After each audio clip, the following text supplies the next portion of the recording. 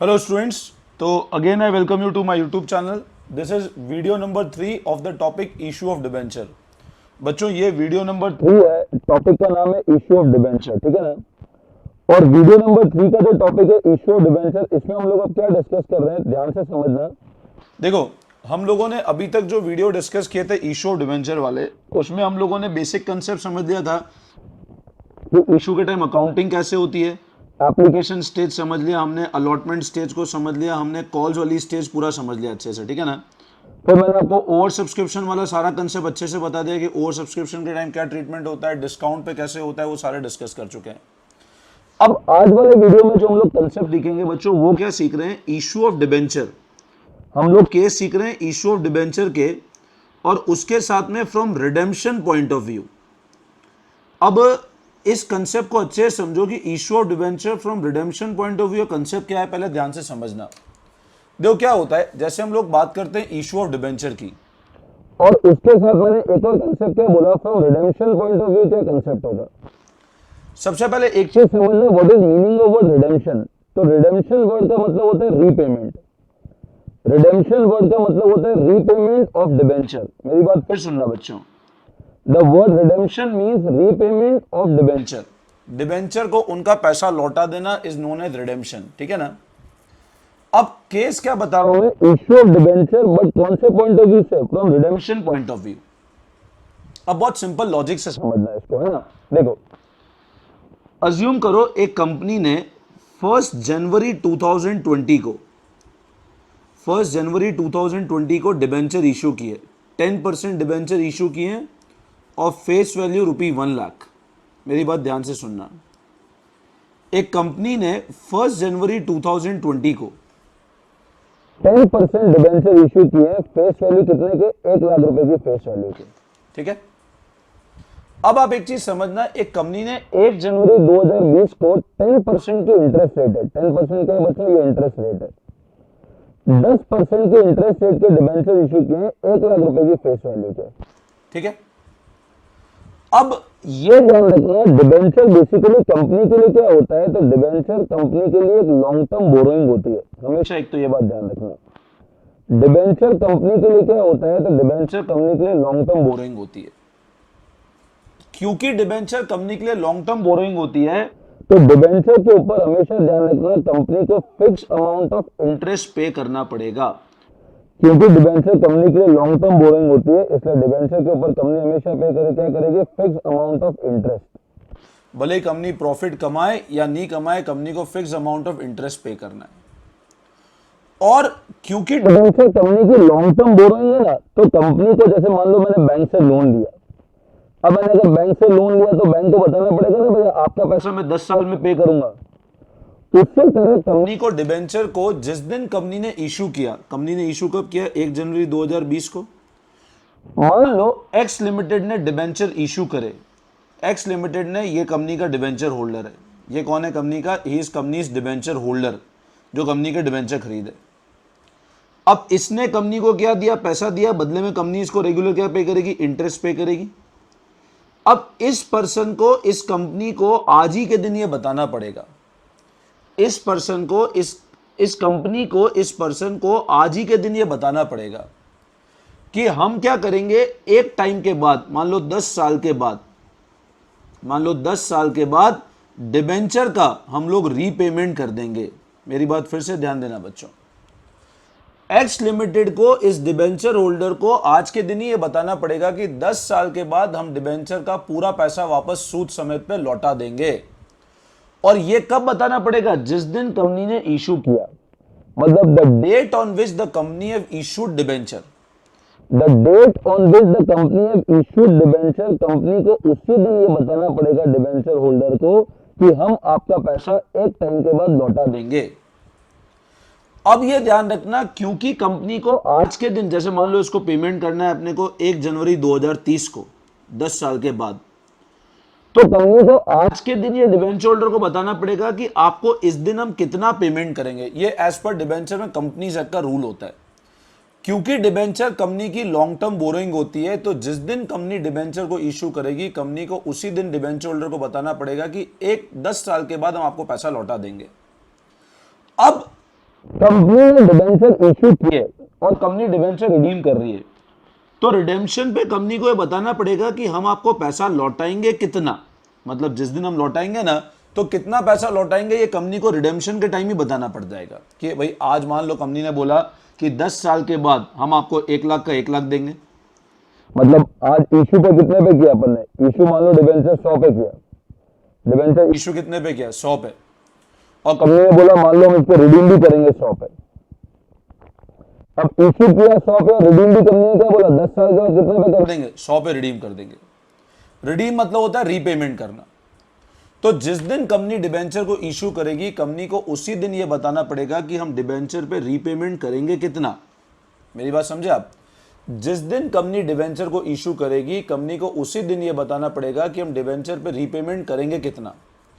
मान लो कंपनी ने debenture issue किया 100 पे और कंपनी ये बोलती है कि 10 साल के बाद हम 100 रुपए का पेमेंट करेंगे, तो इसका मतलब क्या होता है, हमने डिबेंचर इशू किस पे किया, मान लो फेस वैल्यू भी 100 रुपए है, इसका मतलब होता है हमने डिबेंचर इशू तो किया एट पार पे और रिडेम्पशन भी किस पे होगा, एट पार। 100 का डिबेंचर, 100 की फेस वैल्यू, पेमेंट भी 100 रुपए, तो इशू भी पार पे और रिडेम्पशन भी पार पे। अब मान लो अपन ने डिबेंचर को इशू किया 110 पे जिसकी फेस वैल्यू 100 रुपए है, अब फेस वैल्यू 100 है, रिडेम्पशन किया 110 पे, मतलब बताओ इशू किस पे किया, प्रीमियम पे। इशू प्राइस 110 रुपए और फेस वैल्यू 100 रुपए, और मान लो मैं बोलता हूँ रिडेम्पशन वैल्यू भी 100 रुपए है इसकी, इसका मतलब इशू तो हमने प्रीमियम पे किया है क्योंकि 100 का डिबेंचर इशू कितने पे किया है, 110 पे, बट रिडेम्पशन किस पे करना है, 100 पे, मतलब 100 के डिबेंचर को रिडीम 100 पे करना है, तो it is known as issued at premium but redemption at par. Issue तो प्रीमियम पे बट रिडेम्पशन किस पे कर रहे हैं हम, एट पार। मान लो मैंने 100 का डिबेंचर है, लेट्स से 100 का डिबेंचर मैंने इशू किया 90 रुपए पे, फेस वैल्यू 100 रुपए और इशू किस पे किया, 90 पे, रिडेम्पशन करना है 100 पे, तो it is known as issued at discount. 90 100 का डिबेंचर इशू किस पे किया, 90 पे, तो it is known as issued at discount but redemption at par. तो ये ध्यान रखना, जब भी कंपनी डिबेंचर इशू करती है, कंपनी को date of issue of debenture में बताना पड़ेगा हम डिबेंचर को रिडीम करेंगे कैसे। तो रिडेम्पशन कैसे हो सकता है, रिडेम्पशन, अब रिडेम्पशन कैसे हो सकता है वो समझना।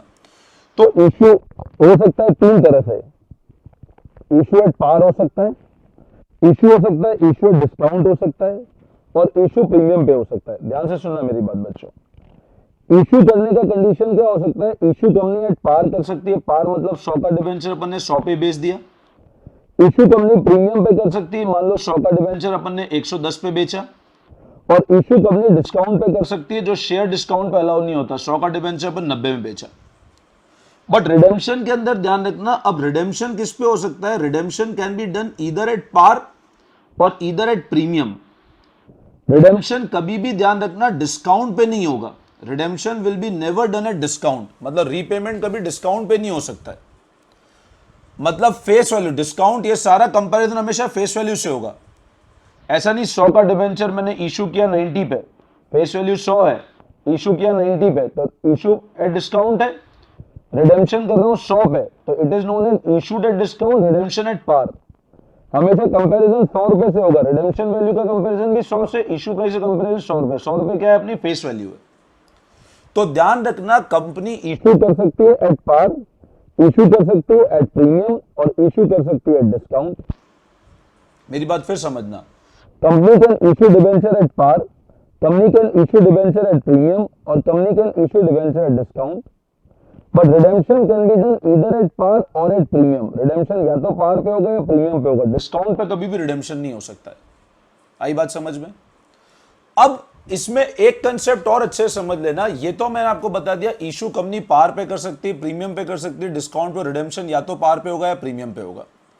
अब बच्चों इसमें एक कंसेप्ट बहुत अच्छे से ध्यान से समझना कि जब भी कंपनी इशू करेगी डिबेंचर को, जैसे मान लो कंपनी ने 100 का डिबेंचर इशू किया 100 रुपए पे, कंपनी ने आज 1 जनवरी 2020 को 1 जनवरी 2020 को 100 का डिबेंचर कंपनी ने इशू किया 100 पे, मतलब इशू एट पार है, और मान लो इसको रीपेमेंट करना है अपने को 110, रीपेमेंट कितना करना है, 110 का।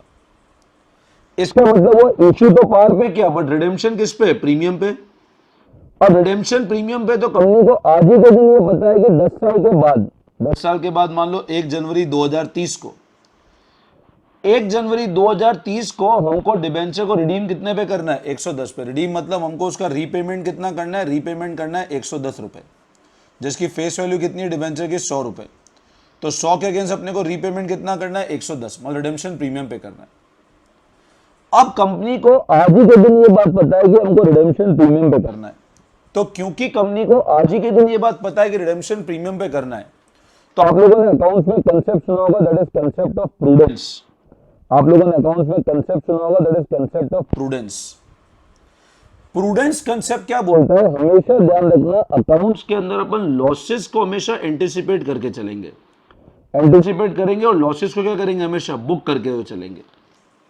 मेरी बात फिर समझना, अकाउंट्स में हम लोगों ने कंसेप्ट पढ़ा था, that is concept of prudence. Prudence concept क्या बोलता है? अगर हमको लग रहा है लॉसेस होने वाला है तो उसको हमेशा हम लोग पहले से बुक करके चलेंगे, या लायबिलिटी दिख रही है दूर की तो उसको पहले से बुक करके चलो।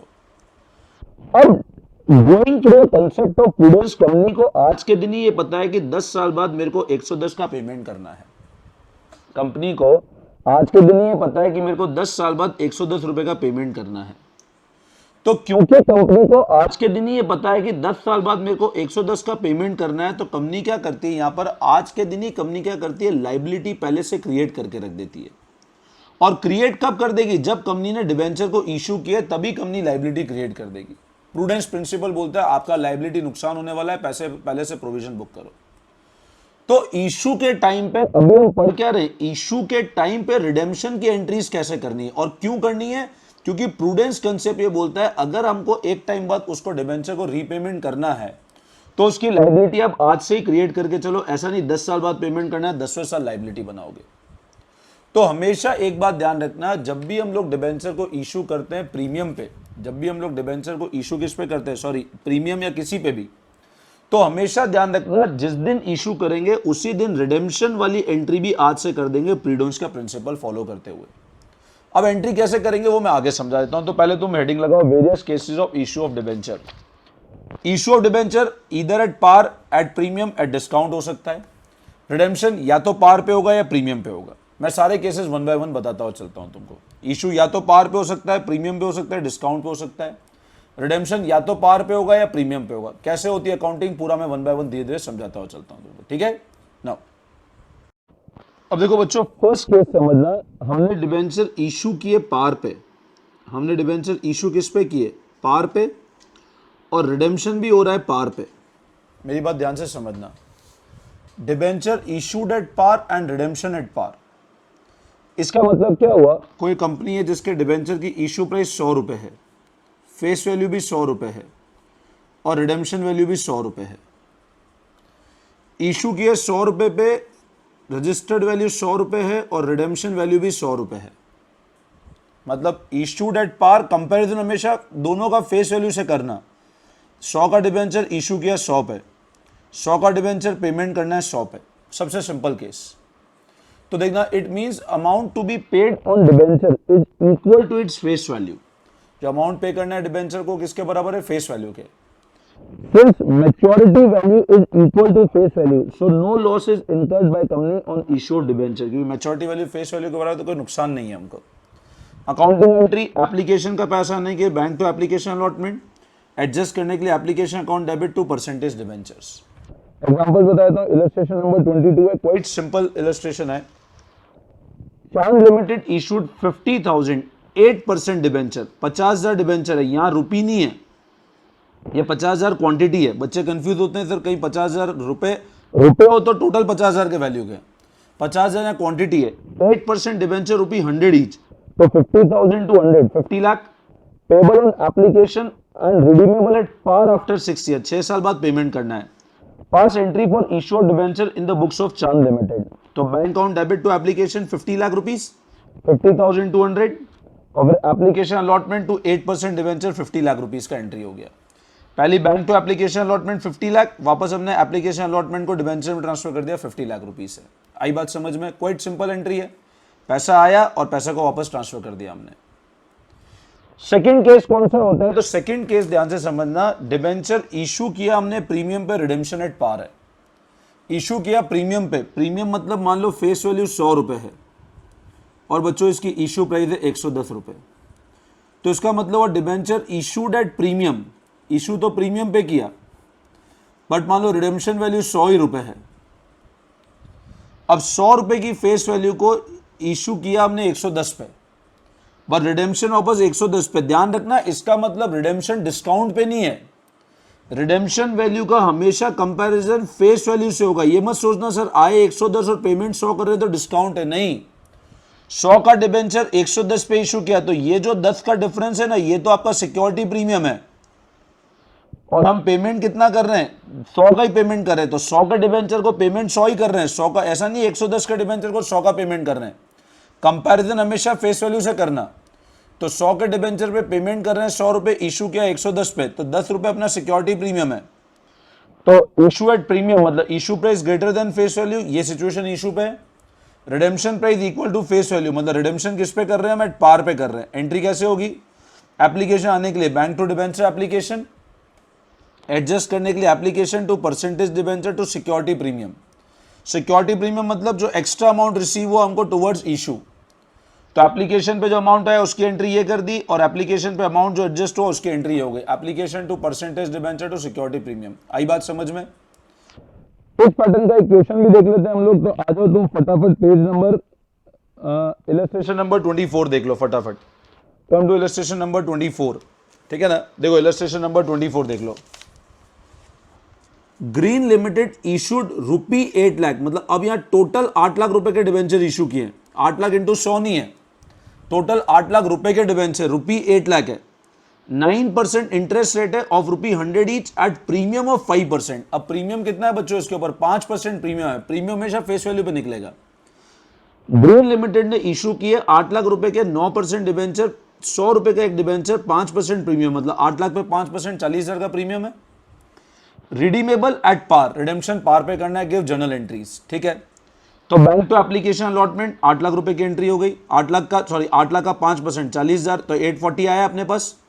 8 लाख के ऊपर 5% 840 आया। अब application allotment to 9% debenture 8 lakh, और बाकी सिक्योरिटी प्रीमियम ट्रांसफर हो गया 40,000 रुपीज। आई बात समझ में, ध्यान से समझ लो। Bank to application allotment 8 lakh 40, application allotment to 9% debenture 8 lakh to security premium 40,000। Getting my point. Coming to case number 2। अब मान लो डिबेंचर इशू किया हमने डिस्काउंट पे, ध्यान से समझना। डिबेंचर इशूड एट डिस्काउंट और रिडेम्पशन करना है पार पे, मतलब सिंपल सी बात है। केस क्या हुआ, इशू प्राइस तो आपकी 90 रुपये है मान लो, फेस वैल्यू 100 रुपये और रिडेम्पशन वैल्यू 100 रुपये है। तो अपने पास कंपैरिजन वापस 100 का इस फेस वैल्यू से करना है, 90 को भी 100 से कंपेयर करना है, इसको भी फेस वैल्यू से कंपेयर करना है। तो पैसा आया कितना 90, तो फर्स्ट एंट्री करी बैंक तो डिबेंचर एप्लीकेशन, अमाउंट कितना लिखा बच्चों 90 रुपीज से हमने एंट्री कर दी। अब अगली एंट्री क्या करेंगे, डिबेंचर एप्लीकेशन, अगला क्या होगा डिस्काउंट ऑन इशू। अब डिस्काउंट कितना है अपना, तो डिस्काउंट ऑन इशू, डिस्काउंट 10 रुपये का है टू परसेंटेज डिबेंचर 90, 10 और 100। परसेंटेज डिबेंचर हमेशा फेस वैल्यू से बनेगा, ये ध्यान रखना। देख लो इस वाले केस को भी।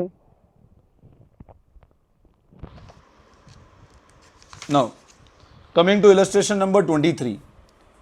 अनुश्री लिमिटेड इशूड 10,000, अब यहां रुपी नहीं है, 10,000 9% डिबेंचर ₹50 ईच, मतलब 10,000 इंटू 50, 5 लाख के डिबेंचर इशू किए हमने। डिस्काउंट ऑफ 8%, 8% का डिस्काउंट है, मतलब 40,000 का डिस्काउंट है एक तरह से। फिर redeemable at par after 7 year, तो 5 लाख माइनस 40,000 460 आएगा, तो bank to application 460। Pass necessary entry in the books of Anushree limited, तो application allotment 460, discount 40,000 to 9% debenture 5 lakh rupees. आई बात समझ में। पैसा आया, application discount to 9% debenture 5 lakh रुपए से हमने एंट्री कर दी। इसको क्लियर है ना। तो ये हमने जो केसेस डिस्कस किए ये सब वो केस थे तीनों जहां इशू तो पार प्रीमियम डिस्काउंट पे था, बट रिडेम्पशन तीनों में पार पे था। अब हम लोग देखते हैं रिडेम्पशन मान लो प्रीमियम पे होगा तो कैसे अकाउंटिंग एंट्री होगी, वो हम लोग अब समझ लेते हैं, ठीक है ना।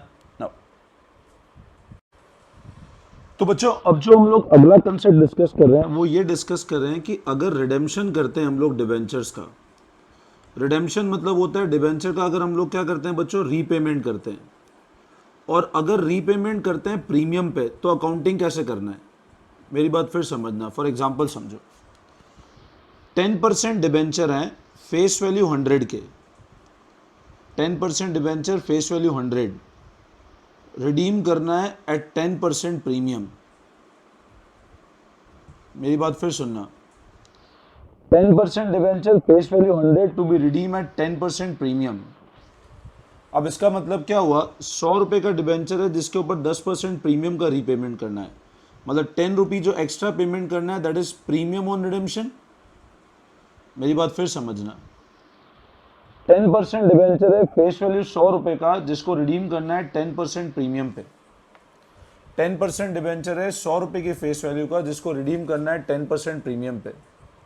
तो सिंपल सी बात है, अगर 10% डिबेंचर है 100 रुपये की फेस वैल्यू का, जिसको रिडीम करना है 10% प्रीमियम पे, तो रिडेम्पशन जब होगा तब हमको एक तो डिबेंचर की फेस वैल्यू पे करनी है 100 रुपये, और 10 रुपये हमको एक्स्ट्रा प्रीमियम देना है ऑन रिडेम्पशन। मेरी बात फिर सुनना, जब रिडेम्पशन होगा तब हमको एक तो 100 रुपये क्या पे करनी है बच्चों, फेस वैल्यू पे करनी है, और 10 रुपये का हमको क्या पे करना है, प्रीमियम पे करना है। अब ये भी मेरी लाइबिलिटी है, ये भी मेरी लाइबिलिटी है, ये भी मेरी बच्चों लाइबिलिटी है, और ये भी मेरी लाइबिलिटी है, क्योंकि दोनों मेरी लाइबिलिटी है, इसलिए मैं क्या करूंगा, इसको क्रेडिट करूंगा। अब यहां पर एक बात ध्यान रखना, मेरे पास आज आए 100 ही रुपए हैं, तो मैं एंट्री क्या बोलता हूं, बैंक अकाउंट डेबिट, आए तो 100 ही रुपए हैं। यहां पे बच्चे गलती क्या करते हैं, या मैं ध्यान से सुनना, बोल रहा हूं रिडीम एट 10% प्रीमियम, इशू नहीं बोल रहा हूं। इशू अगर प्रीमियम पे करते हैं ना, तो वो अमाउंट सिक्योरिटी प्रीमियम में जाता है। अगर हम इशू करते हैं प्रीमियम, इशू मतलब 100 का डिबेंचर मैंने बेचा 110 पे, तो 10 रुपए सिक्योरिटी प्रीमियम में जाएंगे। बट 100 का डिबेंचर है, मेरे को पेमेंट करना है 110, मतलब 10 साल बाद मेरे को रिडीम कितना करना है, 110। तो ये जो 10 रुपए मैं एक्स्ट्रा दे रहा हूं ना, that is my premium on redemption of debenture, और ये प्रीमियम मेरी लाइबिलिटी है। प्रीमियम क्या है, मेरी लाइबिलिटी, जिसको क्या करूंगा, मैं क्रेडिट करूंगा। अब ये ध्यान रखना, क्योंकि प्रीमियम को मैं क्रेडिट करूंगा तो बात आती है वापस इसके कॉरेस्पॉन्डिंग में डेबिट दूंगा किसको, तो डेबिट किसको दूंगा, ध्यान रखना, डेबिट दूंगा loss on issue of debenture account. Debit किसको दूंगा, डेबिट दूंगा loss on issue of debenture. मतलब अगर मैं ये 10 रुपी एक्स्ट्रा पे कर रहा हूं, जिस is known as premium on redemption, तो प्रीमियम ऑन रिडेम्पशन अगर लाइबिलिटी और क्रेडिट कर रहा हूं, तो डेबिट किसको करूंगा, तो डेबिट करूंगा loss on issue of debenture, क्योंकि मेरे को इश्यू पे मैंने कमिटमेंट कर दिया 10 ज्यादा पे करूंगा, तो पैसा आया 100 रुपए, तो बैंक टू डिबेंचर एप्लीकेशन तो ऑलरेडी करेंगे हम, और 10% डिबेंचर है। अब मैंने बताया था ना, क्योंकि प्रूडेंस क्या बोलता है, लाइबिलिटी आज ही बुक करो, तो एक तो ये लाइबिलिटी, और प्रीमियम कितना, रिडेम्पशन, सिक्योरिटी प्रीमियम पे मत कर देना, इशू प्रीमियम पे नहीं किया है, और ये जो 10 है इसको लॉस ऑन इशू। अब ये जो 10 रुपी का लॉस है, धीरे धीरे इसको हम लोग कहां से राइट ऑफ करते जाएंगे, पीएनएल से, ताकि हर साल, मान लो मैंने कहा 10 साल की लाइफ है, तो हर साल पीएनएल से 1-1 रुपया निकालता जाऊंगा मैं, ताकि 10 साल के बाद मेरे पास 10 रुपए एक्स्ट्रा इकट्ठे हो जाए। मतलब सिंपल सी बात है, ध्यान रखना, जब भी हम लोग रिडीम करते हैं प्रीमियम पे, जब भी हम लोग रिडीम करते हैं प्रीमियम पे, तो जो प्रीमियम का अमाउंट है that is transfer to the account known as premium on redemption of debenture, और उसका कॉरेस्पॉन्डिंग डेबिट देते हैं लॉस ऑन इशू को। ध्यान रखना, सिक्योरिटी प्रीमियम में मत डाल देना, मैं रिडेम्पशन प्रीमियम की बात कर रहा हूं। इशू अगर प्रीमियम पे किया तो सिक्योरिटी प्रीमियम पे जाएगा, बट रिडीम अगर प्रीमियम पे करें तो loss on issue, premium on redemption, और डेबिट करेंगे लॉस ऑन इशू। तो केस लिख लेना, redemption at premium. Whenever debenture are redeemed at premium, then premium amount payable on redemption is liability of the business. तो premium जो पे कर रहे हैं वो बिजनेस की क्या है, liability. The amount of premium is charged from P&L account और security premium account by debiting loss on issue of debenture account. अब ये जो प्रीमियम का पैसा है ओवर द पीरियड अपन कहां से चार्ज करेंगे, P&L से, सिक्योरिटी प्रीमियम से, किसको डेबिट डाल के, लॉस ऑन इशू को डेबिट डाल के। अभी आगे समझा रहा हूं, समझ आ जाएगा। एग्जाम्पल है, डिबेंचर मान लो फेस वैल्यू 100 रुपए का है, रिडीम करना है 10% प्रीमियम पे। अभी मैंने एंट्री बताई थी, पहली एंट्री करेंगे, पैसा आया कितना, 100 ही रुपए आया, इशू प्राइस भी मान लो 100 रुपए है, तो बैंक टू डिबेंचर एप्लीकेशन 100, लेकिन क्योंकि रिडीम 10% प्रीमियम पे करना है, तो अगली एंट्री कैसे होगी, debenture application 100, loss on issue 10 to percentage debenture 100, to premium on redemption 10। आई बात समझ में? Bank to application 100, application 100, loss on issue 10 to percentage debenture 100 to premium on redemption 100। ये जो है ये मेरी लाइबिलिटी है, this is my liability of the business. आई बात समझ में? एक क्वेश्चन देख लेते हैं, अभी बिल्कुल क्लियर हो जाएगा, ठीक है ना। ये प्रीमियम, परसेंटेज, हर चीज हमेशा ध्यान रखना फेस वैल्यू पे निकलेगी। मैं काफी बार रिपीट कर चुका हूं, फिर बता दिया मैंने, है ना आपको। नाउ बच्चों आ जाओ, फटाफट फटाफट क्वेश्चन देख लेते हैं अपन लोग एक बार। Come to question number 2 minute रुक जाना है ना मैं, चलो तो अब आ जाओ आप क्वेश्चन नंबर, इलस्ट्रेशन नंबर 25 देखो।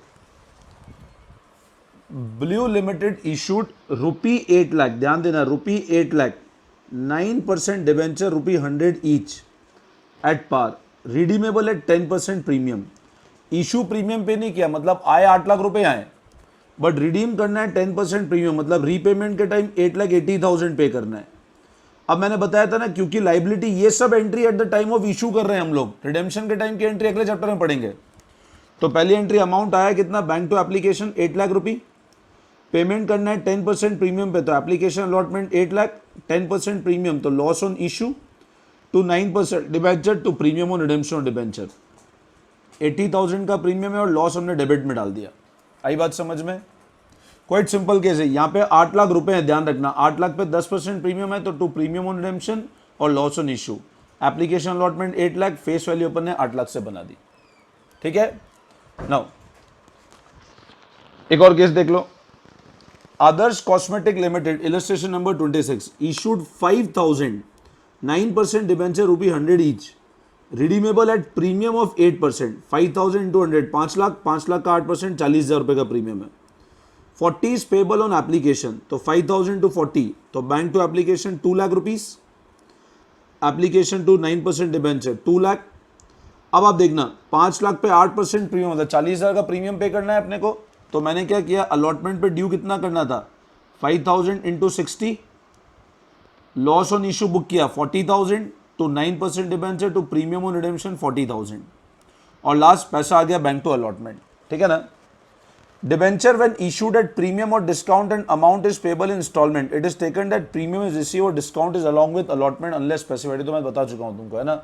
अगर डिबेंचर अपन इशू कर रहे हैं डिस्काउंट पे अलॉटमेंट पे, तो हमेशा अपन मानते हैं अलॉटमेंट पे ही किया है अपन ने, प्रीमियम पे इशू किया डिस्काउंट पे, तो अगर नहीं गिवन तो हमेशा प्रीमियम पे होता है वो, ठीक है ना। अब अगला केस समझना, जब डिबेंचर इशू किए डिस्काउंट पे और रिडीम होना है प्रीमियम पे, ध्यान से समझना। नेक्स्ट केस, डिबेंचर इशू किया डिस्काउंट पे, अब इशू किया मान लो डिस्काउंट पे, जैसे मैं नेक्स्ट केस का क्वेश्चन ले लेता हूं। कंपनी ने इशू किए 365, ये इलस्ट्रेशन नंबर 27 ले रहा हूं मैं, ऑन पेज नंबर 9.33। कंपनी ने इशू किए 365 9% डिबेंचर ऑफ ₹1,000 ईच, ठीक है, ऑफ ₹1,000 ईच। और कौन सी तारीख को इशू किए, 4 अप्रैल को इशू किए हम लोगों ने। कंपनी ने इशू किए 365 9% डिबेंचर ₹1,000 ईच, इशू किए कंपनी ने 4 मार्च को, सॉरी। अब डिबेंचर इशू किए पार पे, कंडीशन पहली क्या बोल रही है, जर्नल एंट्री पास करो। अगर डिबेंचर इशू किस पे किए, पार पे, और रिडीमेबल है 10% प्रीमियम। अब इशू किए पार पे, मतलब 100 का 1000 का डिबेंचर 1000 पे बिकेगा, तो एंट्री क्या हो जाएगी, बैंक टू डिबेंचर एप्लीकेशन 3,65,000, और रिडेम्पशन करना है प्रीमियम पे, तो debenture application 3,65,000, loss on issue 10% 36,500 to 9% debenture, again 3,65,000 to premium on redemption.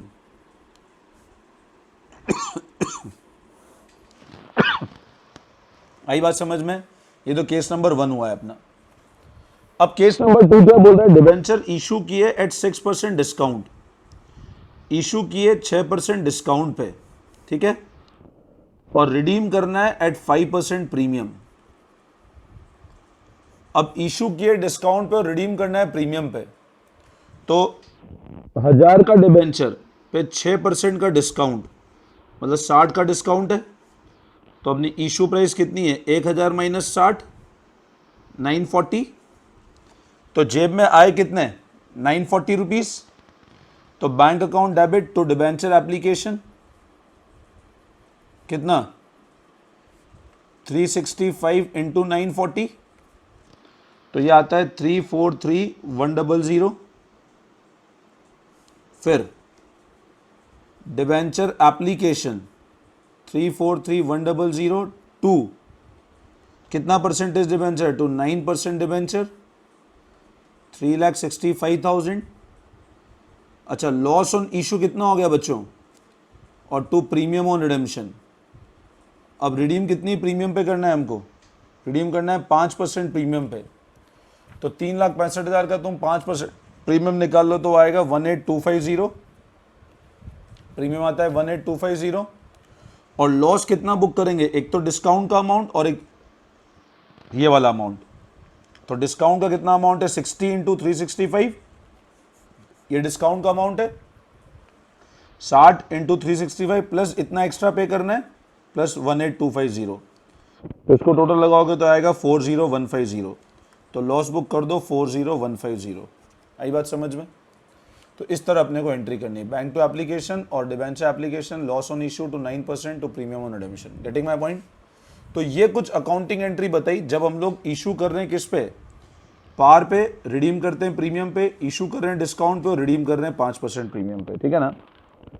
अब इसी पैटर्न पे एक बार इलस्ट्रेशन नंबर 28 और देख लो। On 1 April 2018 RJ limited issued ₹10 lakh, ध्यान से देना 10 लाख रुपए के डिबेंचर इशू किए 100 का एक एट डिस्काउंट ऑफ 10%, मतलब 1 लाख का डिस्काउंट है।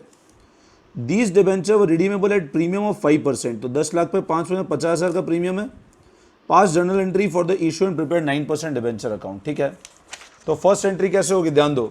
अपने पास आए कितने 9 लाख रुपए, 10 लाख पे 10% discount, application allotment 9 lakh, discount हो गया 1 लाख, लॉस ऑन इशू। ये चाहो तो दोनों एक साथ भी क्लब कर सकते हो, लॉस ऑन इशू करके। यहाँ पे लिखा हुआ है देखो note, in place of debiting discount and loss separately one account loss on issue can also be open. आप चाहो तो लॉस ऑन इशू 150 कर सकते हो एक साथ। Debenture to premium on redemption 50,000। Account बहुत सिंपल है, सिंपल पोस्टिंग करिए अपन ने अकाउंट में, तो बाय एप्लीकेशन बाय डिस्काउंट और ये बैलेंस शीट अपन ने कर दिया। आई बात समझ में। तो this was the case when debenture issued at discount or at par but redeemed at premium, ठीक है। अब मैं लास्ट केस समझाता हूं इसका, वो वाला ध्यान से समझ लो। अब लास्ट केस देख लो, debenture issued at premium and redeem at premium. Issue भी प्रीमियम पे और रिडीम भी प्रीमियम पे। अब जैसे मान लो एक एग्जांपल ले लो, मैं इलस्ट्रेशन नंबर 29 ही ले लेता हूं। आप बुक के अंदर पेज नंबर आ जाओ 9.35 पे, मैं यहां पे सॉल्व कर रहा हूं, तुमसे इधर ही ध्यान देना।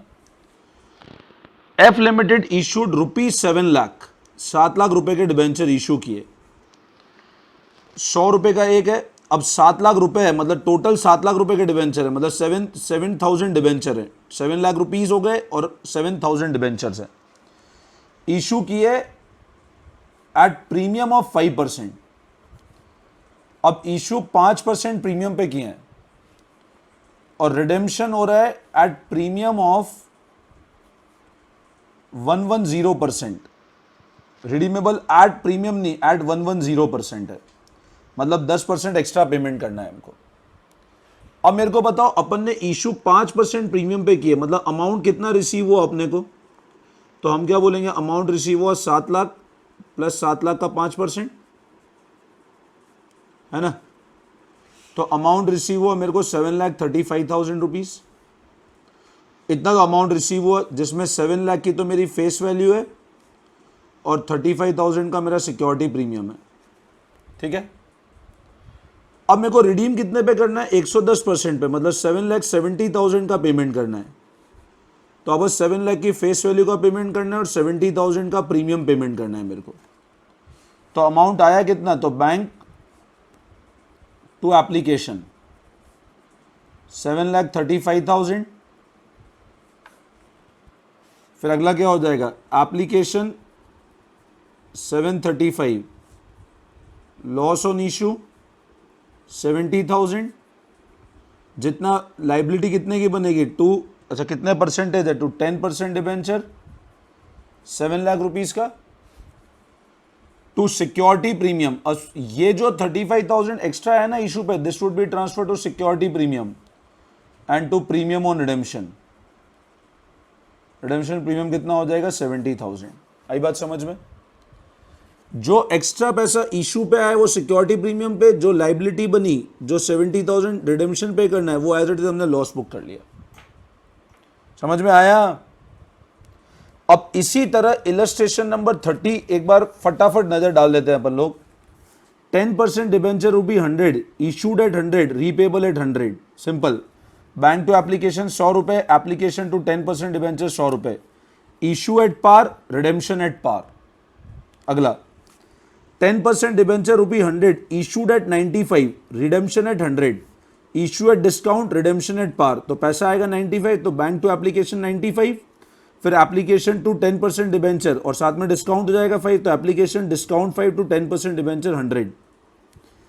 100 का डिबेंचर है, इशू किया 105 पे, रीपेबल 100, तो इशू एट प्रीमियम, तो आए 105, तो बैंक टू डिबेंचर एप्लीकेशन 105, फिर application to percentage debenture 100 to 10% debenture 100 to security premium 5 rupees. ये जो 5 रुपये सिक्योरिटी प्रीमियम में चला जाएगा क्योंकि इशू किया है हमने 5 प्रीमियम पे।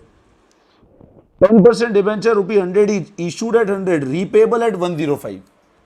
अब issued at par but redemption at premium, तो पैसा कितना है? बैंक टू एप्लीकेशन 100 रुपी, अब पेमेंट करना है 5 रुपए ज्यादा, तो application 100, loss 5 to percentage debenture 100 to premium redemption 5। Next, rupee 100 each, issued at 95, repayable at 105। अब ये वाला केस समझ लो, इशू किया 95 पे, तो पैसा कितना आया मेरे पास में? तो बैंक टू डिबेंचर एप्लीकेशन बच्चों पैसा आया कितना 95, बट रीपेमेंट कितना करना है 105, तो मैंने लिखा डिबेंचर एप्लीकेशन तो सेम 95 टू 10% डिबेंचर, ये हमेशा फेस वैल्यू से। अब पेमेंट करना है 105, तो 100 के डिबेंचर पे 105 का पेमेंट करना है, कंपैरिजन फेस वैल्यू से करना। तो प्रीमियम ऑन रिडेम्पशन कितना क्रिएट हो जाएगा 5, और 100 का डिबेंचर इशू कितने पे किया 95, तो टोटल लॉस ऑन इशू कितना होगा 10।